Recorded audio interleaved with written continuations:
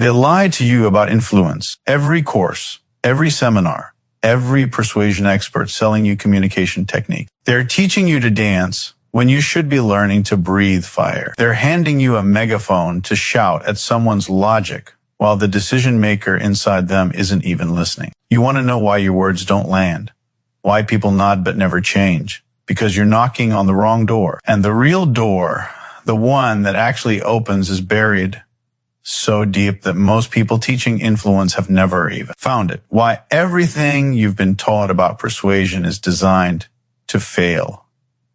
Let me tell you something. That's going to piss off every sales trainer, communication coach, and LinkedIn thought leader who's ever sold you a course on influence.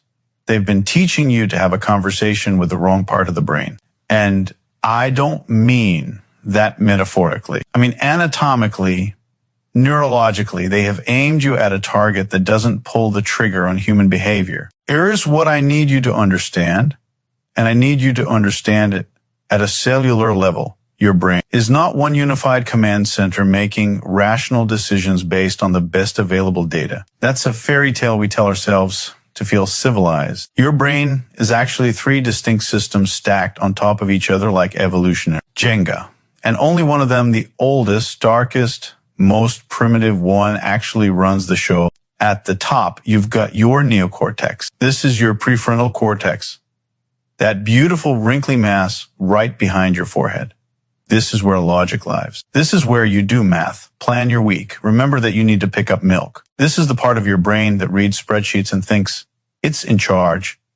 It's not. The prefrontal cortex is a PR department. It's the spin room. It writes beautiful, rational sounding press releases to explain decisions that were made 3 floors down in the basement before it even woke up. Every sale script you've ever been taught, every objection handling technique, every consultative selling framework, all of it is designed to talk to this part, the logic center. And here's the problem.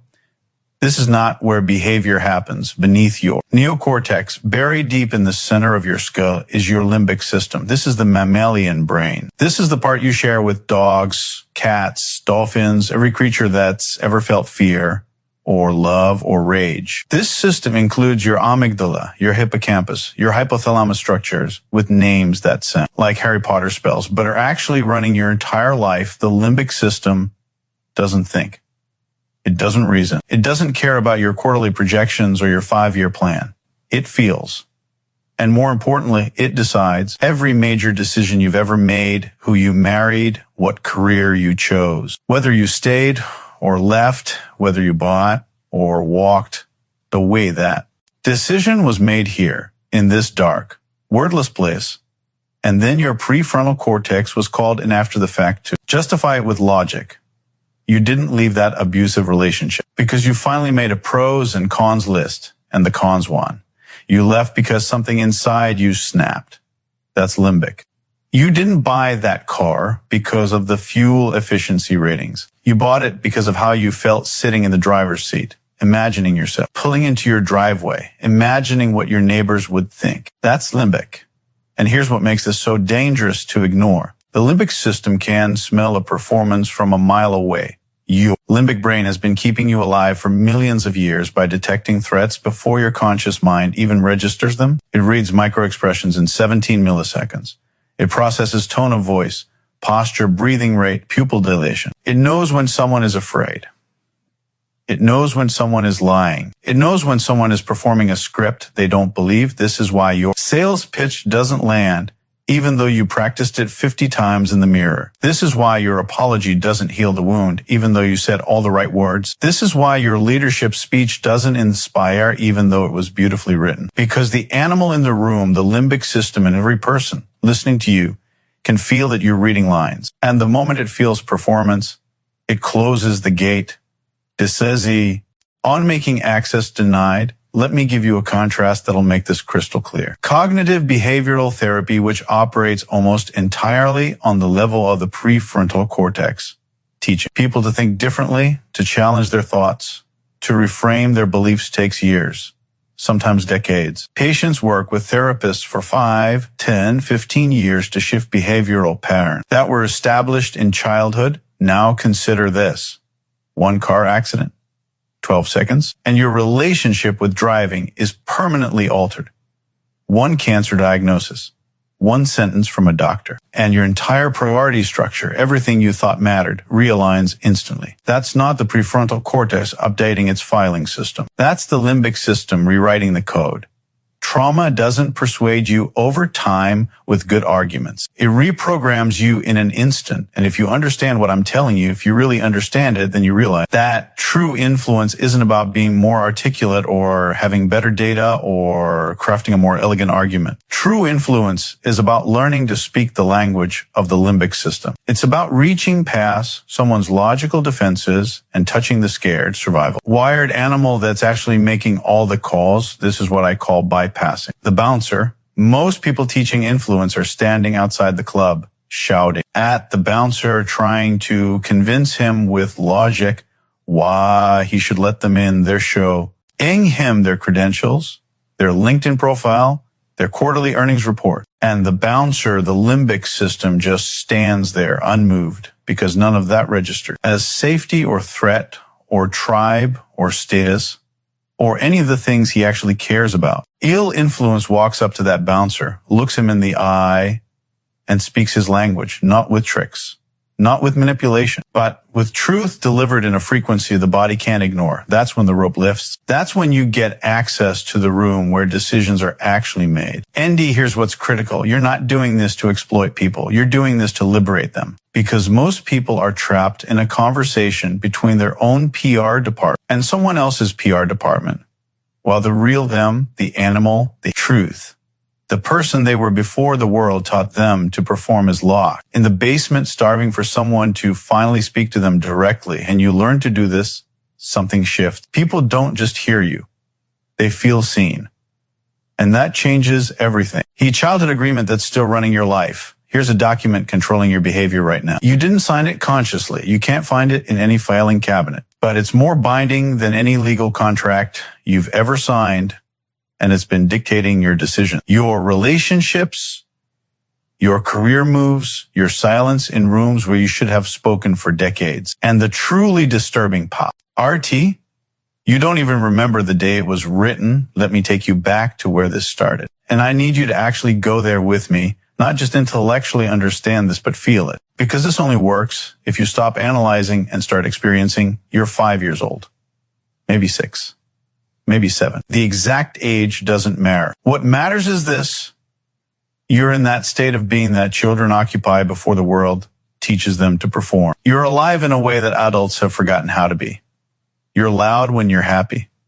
You cry when you're hurt. You ask for what you need without shame or calculation. You exist at full volume.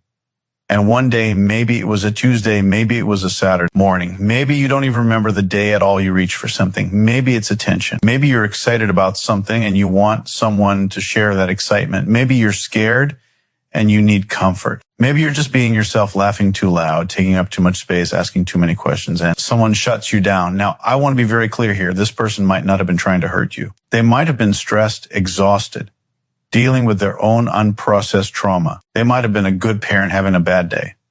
The intent doesn't matter. What matters is what your nervous system recorded in that moment. Maybe it was a sharp tone. Not now. I'm busy. Can't you see I'm dealing with something? Maybe it was a slam door. Maybe it was just a look, that particular look that communicates in one glance, you're too much. Stop. And in that moment, your little body, your nervous system, which is wired for survival above everything else, makes a catastrophic calculation. It goes like this. Being fully myself just created danger. Being authentic, being loud, being needy, being me, that threatens my survival. Because if they leave, if they stop loving me, I die. That's not dramatic. That's not an exaggeration. To a child's survival system, parental rejection equals death. You can't feed yourself. You can't protect yourself. You can't survive alone. So when love feels conditional, when it feels like it can be withdrawn if you're too much or too loud or too needy, your nervous system does the only thing it knows how to do. It adapts. That night, you lie in bed, face to the wall, holding your breath because even your breathing feels too loud, too much, too dangerous. And the tears come but quietly. You've already learned. You've already started to shrink. And somewhere in that tiny, silent heartbreak, a contract gets written, not in language, not in your conscious mind, in your body, in the neural pathways that are forming in the stress response pattern that are being hardwired, in the survival strategies that are being encoded at a level so deep that 30 years later, you won't even know they're there. The contract says, I will be less. I will need less. I will want less. I will eat up less space. I will make myself easier to love by making myself smaller. I will edit myself down to a version that doesn't overwhelm people, doesn't ask for too much, doesn't create discomfort. And here's the truly insidious part. This contract works. In the short term, it absolutely works. You do become easier to manage. The adults in your life do relax around you. You learn what's safe to show and what needs to be hidden. You learn to read the room, to manage other people's emotions, to become whoever you need to be to keep the peace. You become very, very good at wearing masks, and you carry this contract into adulthood like a virus in your operating system. It's running in the background of every interaction you have, every decision you make, every relationship you enter. This is why you don't negotiate for the salary you deserve. Not because you don't know your value intellectually, but because that little child inside you learned that asking for too much makes people leave. This is why you stay quiet in meetings when you have the best idea in the room. Not because you don't have confidence in your thinking, but because somewhere deep in your wiring, taking up space feels dangerous. This is why you tolerate relationships where you're not fully seen, where you're constantly managing someone else's emotion, where you've edited yourself down to a version that doesn't rock the boat. Because the contract says, stay small, need less, be easier. That's how you survive. And the most disturbing part, you don't remember signing it. Your conscious mind has no record of this agreement. If I asked you directly, did you decide as a child to make yourself smaller for the rest of your life? You'd say no. You'd have no memory of making that choice. But your body remembers. Your nervous system remembers. Every time you shrink yourself in a room, that's the contract. Every time you say, I'm fine when you're not fine, that's the contract. Every time you swallow your truth, manage your needs down to nothing, make yourself easier to digest, that's the contract being honored. And here's what you need to understand. That contract was written by a child who didn't have any other option. A 5-year-old making a survival calculation with the limited resources they had. But you're not 5 anymore. You're not dependent on those people for survival anymore. You don't need their permission to exist at full volume. But your nervous system doesn't know that. It's still running the same program, still operating from the same contract, still shrinking you down to that safe, manageable, easy to love version. This is why traditional personal development fails, because you can't think your way out of a nervous system problem. You can read all the books about boundaries and self-worth and authentic living, and your prefrontal cortex will go, yes, this makes perfect sense. I should absolutely advocate for myself more. And then you walk into the room and the contract activates and you shrink. Again, because this isn't happening in your thinking brain. It's happening 3 floors down in the limbic system in the body, in the place where that terrified child is, still making calls. And until you reach that place, until you renegotiate that contract, not with logic, but with felt safety, with nervous system work, with actually rewriting those ancient survival patterns, you're going to keep honoring an agreement you don't even remember making.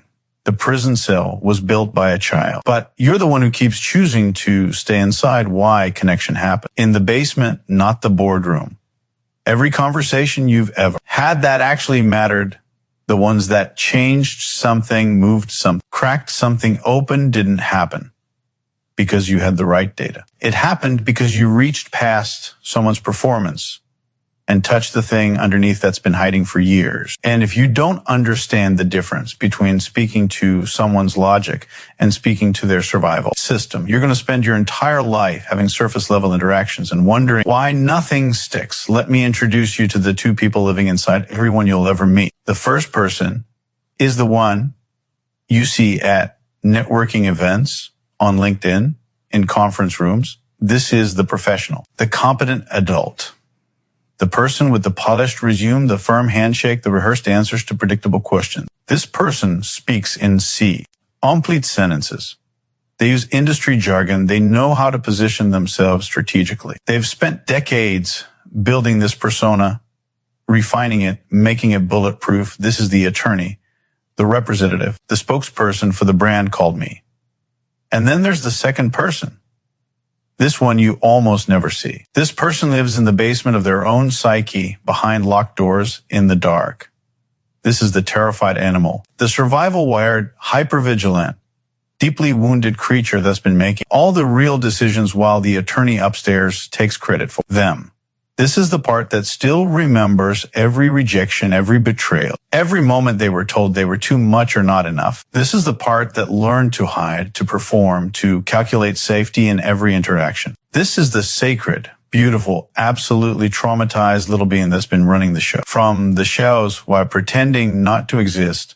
And this is who you need to learn to speak. 2, if you want real influence, here's what most people do. They show up with their pitch, their presentation, their carefully crafted argument, and they speak attorney to attorney, logic to logic, prefrontal cortex to prefrontal cortex. They present data, they build cases, they address objections with rational counterpoint, and they wonder why nothing changes. You know why nothing changes? Because the attorney doesn't make decisions. The attorney just explains them afterward.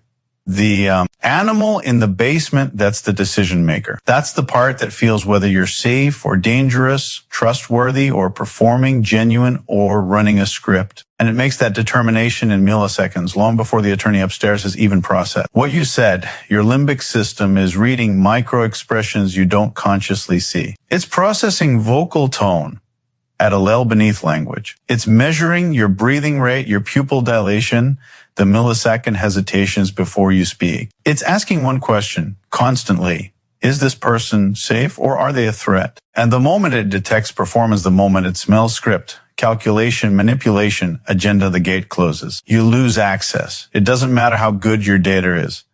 It doesn't matter how compelling your argument. The animal has decided you're not safe. And the attorney upstairs will now manufacture logical reasons to justify the gut feeling. This is why your sales pitch fails, even though you said everything right. This is why your apology doesn't land, even though you used all the correct words. This is why your vulnerability feels manipulative, even though you were technically being honest. Because the animal can tell you're performing vulnerability to get a specific result. It can smell the transaction underneath the emotion. So what does it mean to speak to the animal instead of the attorney? It means you stop trying to convince and start trying to see.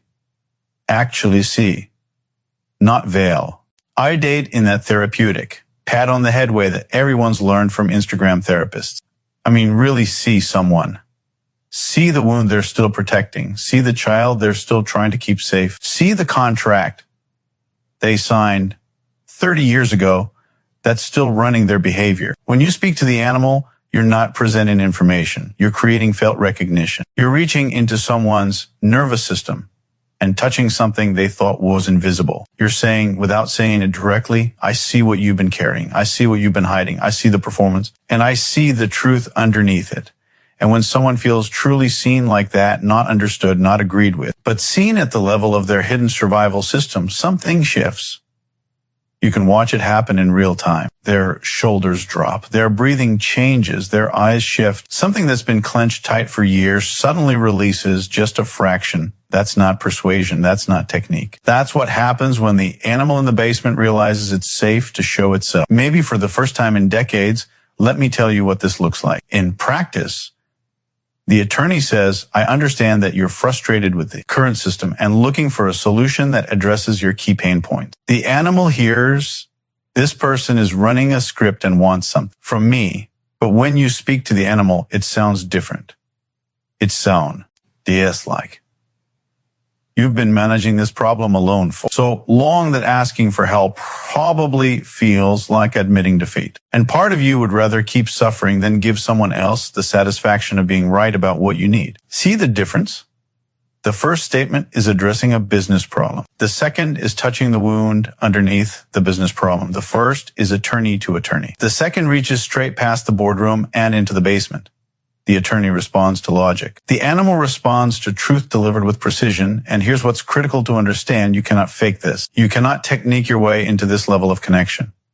The animal is too smart. It's been detecting predators and reading social threats for millions of years. It knows when you're using vulnerability as a tactic. It knows when you're creating false intimacy to close a deal. This only works when you've done the work on yourself, when you've gone into your own basement and made peace with your own animal, when you've stopped performing and started being, when you're not trying to get something from someone but genuinely offering to witness them, because the animal can only recognize another animal. Performance recognizes performance. Authenticity recognizes authenticity. Your nervous system speaks to their nervous system in a language that happens beneath words. When you master this, when you learn to bypass the attorney and speak directly to animal people don't just hear you differently. They feel different around you. They start saying things they didn't plan to say. They start making decisions they didn't know they were ready to make. They start breathing like they haven't breathed in years. That's not because you manipulated them. It's because you gave them permission to stop performing. You showed them it was safe to let the animal out of the basement, even just for a moment, and that moment of genuine contact, animal to animal, truth to truth, wound to wound. That's where real influence lives. Not in clever frameworks or perfect scripts, but in the terrifying, beautiful space where two people drop their masks and actually see each other. The attorney networks. The animal connects. Learn the difference. Why power without purpose is just violence in expensive clothing. Let's talk about what you're actually holding now that you understand this. Because if you've been paying attention, if you've actually internalized what I've been teaching you about the limbic system, about childhood contracts, about speaking to the animal, instead of the attorney, you're now holding something that most people will never possess. You're holding a weapon. And like any weapon, it has exactly two uses, liberation or destruction. There is no neutral ground here. Here's what I need you to understand at a foundational level. The ability to bypass someone's conscious defenses and reach directly into their nervous system is power. Real PO. We're not the corporate PowerPoint kind of power where you influence a quarterly decision. I'm talking about the kind of power that can rewrite someone's sense of self in a single conversation. The kind that can crack open a worldview they've been defending for 30 years. The kind that can make someone feel completely seen for the first time in their adult life or completely violated. Aim, skill set, different intention. If I can reach into your chest with words and pull something out in 4 minutes, if I can access that childhood contract you didn't even know existed and make you feel it in your body, what do you think someone with malicious intent could do with that same capability? They could isolate you from your support system by making you feel like only they truly understand you. They could exploit your deepest wounds by pretending to heal them while actually deepening them. They could use your own survival patterns against you, triggering your need to stay small, to please, to make yourself easier to love, and then position themselves as the only source of that love. This is how cults happen. This is how abusive relationships cement themselves. This is how charismatic predators operate. They're not using logic. They're not making rational arguments. They're reaching directly into your limbic system and playing your nervous system like an instrument. ND, here's what makes this so dangerous. When influence is done correctly, it doesn't feel like manipulation. It feels coming home. That's the truly terrifying part. When someone speaks directly to your animal, when they see the wound you've been protecting, they touch it with what feels like understanding. Your nervous system interprets that as safety, as tribal recognition, as finally being seen. And in that state, you'll give them access to parts of yourself you've never shown anyone so before. You go any further with this knowledge before you start practicing speaking to people's limbic systems. Before you start bypassing the attorney and reaching for the animal, you need to answer one question with absolute honesty. Are you here to free people or are you here to use them? Because there is a line, a bright, non-negotiable line. And that line is intention, influence that liberates, tells people the truth they've been afraid to face, and then leaves them free to do whatever they want with that truth. It cracks them open and then steps back. It says, here's what I see. Here's the contract you've been honoring. Here's the cage you've been living in. And now you get to decide what you do with that information. Influence that exploits does the exact same thing, speaks to the animal, touches the wound, creates felt recognition, and then immediately positions itself as the solution. It creates dependence. It says, I'm the only one who understands you. I'm the only one who can help you. Stay close to me or you'll go back to being invisible. See the difference. Same technique, completely different intention, and your nervous system knows which one you're operating from, even if you've convinced yourself otherwise. You can lie to your prefrontal cortex all day long. You can tell yourself you're helping people while you're actually collecting them, but your body knows, and their body knows. This is why I keep saying, if liberation is not your mission, put the weapon down. You're not ready. You're not equipped. You're going to hurt people and you're going to hurt yourself in the process, because here's what happens. When you use this power without the right foundation, you become a collector of broken people. You become addicted to the moment when someone's eyes light up because they feel seen by you. You start manufacturing those moments. You start seeking out wounded people, not to help them heal, but to get that hit of being needed, being special, being the only one who understands. And that's not influence. That's vampirism with a self-help aesthetic. Real influence, ethical, powerful, transformative. Influence has 3 non-negotiable characteristics. First, it's rooted in truth, not your truth, not what you want it to be true, capital T truth. The kind that exists whether you acknowledge it or not. You're not creating a narrative. You're revealing what's already there. You're not implanting ideas. You're excavating the ones they buried. Second, it respects autonomy. You're not trying to get someone to do something. You're trying to help them see something you didn't see before, and then letting them make their own decision about what to do with that sight. The moment you're attached to a specific outcome, you've crossed from influence into manipulation. Third, it creates expansion, not dependence. When you're done, the person should feel more capable, more free, more connected to their own power, not more connected to you. If your influence makes people need you more, you're doing it wrong. If it makes them need themselves more, you're doing it right. This is the responsibility that comes with this knowledge. You can't unknow what you now know about how the limbic system works, about childhood contracts, about speaking to the animal. You can't put that back in the box. So you have 2 choices. You can use it to liberate people from the prisons they've been living in, or you can use it to build more sophisticated prisons and lock yourself inside with them. Every script that fails, every sales pitch that doesn't land, every leadership training that burns millions and changes nothing, it's all because people are trying to influence without first asking that fundamental question, am I here to free people or use them? And your nervous system will answer that question honestly, even if your mouth lies. So here's my challenge to you before you speak to anyone's animal, before you reach for anyone's wound, before you try to create that moment of felt recognition, check your intention. Ask yourself, if this person walked away from me right now, completely healed and never needing me again, would I celebrate that or resent it? If the answer is celebrate, you're ready. Use this power. Become dangerous in the right way. Learn to tell the truth so precisely that people's nervous systems can't ignore it. But if the answer is resent, if there's even a whisper of wanting to be needed, to be special, to collect people, put the weapon down, go to your own work. Go find your own animal in the basement. Go renegotiate your own contracts. Because power without purpose is just violence and expensive clothing.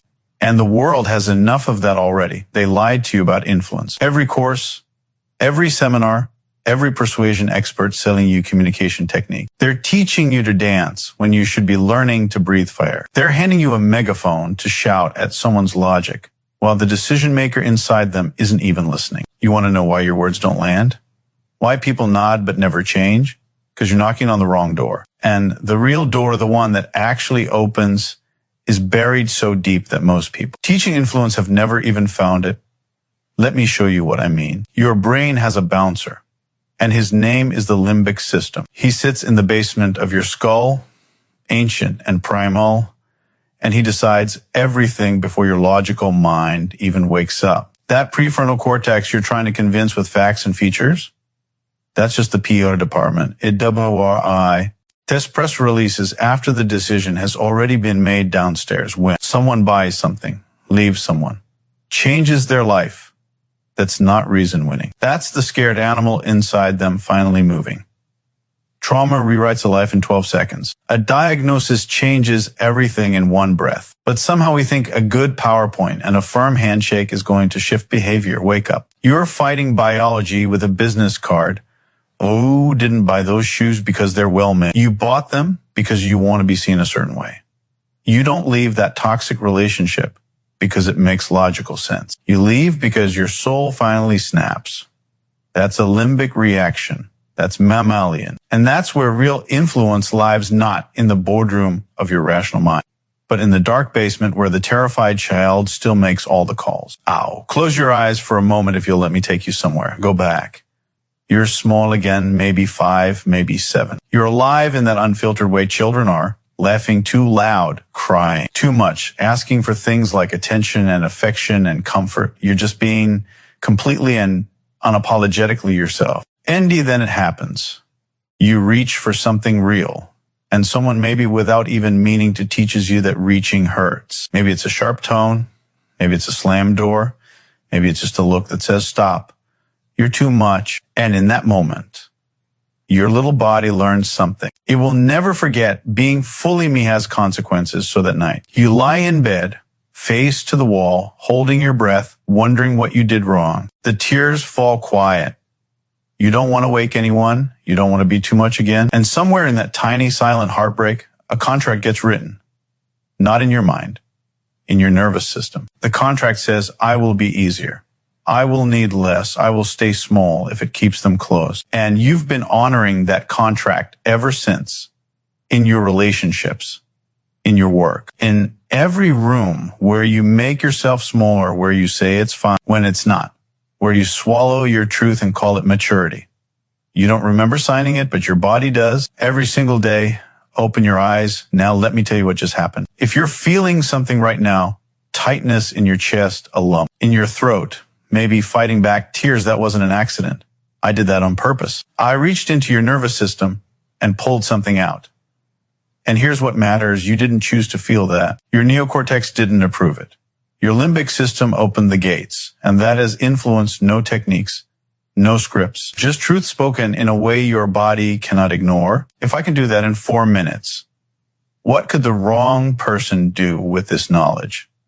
And what could you do with it? If you want real influence, stop trying to win arguments. Start reaching for the part of people that's been caged since childhood. That's sacred, survival wired, terrified little animal hiding behind resumes and rehearsed answers. That's who you're talking to. They don't need to understand you. They need to feel seen, not heard, not validated in some corporate empathy way, seen. Like you just pulled back a curtain they didn't even know was there. That's when shoulders drop. That's when breath returns. That's when the mask cracks and the real person underneath whispers, how did you know? You didn't convince them of anything. You reminded them of who they were before the world taught them to hide. That's not manipulation. That's archaeology of the soul.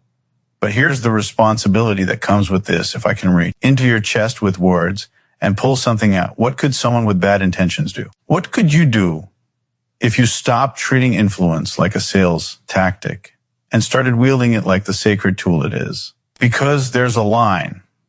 Influence that liberates is power. Influence that exploits is poison. If your words don't crack people open so they can finally breathe, you're not influencing. You're decorating their prison cell and calling it connection. This is why scripts fail. This is why coaching tips don't stick. This is why millions of dollars get burned every year on training that changes nothing because it's all designed for the logical brain. We're not logical creatures. We're emotional survivors pretending to be professionals.